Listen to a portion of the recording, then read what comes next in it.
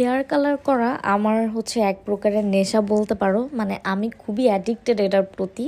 মানে কয়েক মাস যেতে না যেতে আমি আবার হেয়ার কালার করে ফেলি। আমার কেন জানি মানে হেয়ার কালার করতে আমার খুব বেশি ভালো লাগে। তো আমার মতো কে কে আছো যারা হচ্ছে খুব বেশি হেয়ার কালার করো, বাট আল্লাহর রহমতে চুলের কোনো সাইড এফেক্ট হয় না।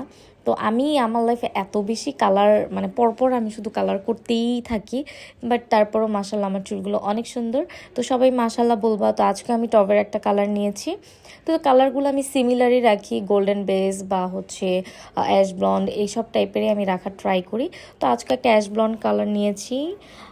তো আমি পুরো চুলেই এভাবে অ্যাপ্লাই করে দিব। আর অফ ক্যামেরায় পুরো চুলে অ্যাপ্লাই করে দিয়ে দেন হচ্ছে আমি একটু চিরুনি করে নিব, তাহলে কালারটা খুব ভালোভাবে চুলের মধ্যে সেট হয়ে যায়। তাহলে দেখা যায় যে এক জায়গায় কম বা বেশি ছাড়া ছাড়া হয় না। তো কালারগুলো আমি উপর দিয়ে দিয়েছি, কারণ আমার উপরের চুলের কালারগুলো হচ্ছে কমে গেছে।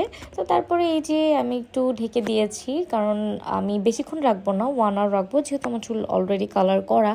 সো 1 আওয়ার পরে আমি একটু ড্রায়ার দিয়ে শুকিয়ে নিব, দেন দেখতে পারবা ফাইনাল রেজাল্ট। তো আমি জাস্ট পানি দিয়ে ওয়াশ করেছি। আমি হচ্ছে একদিন পরে এটা শ্যাম্পু করব।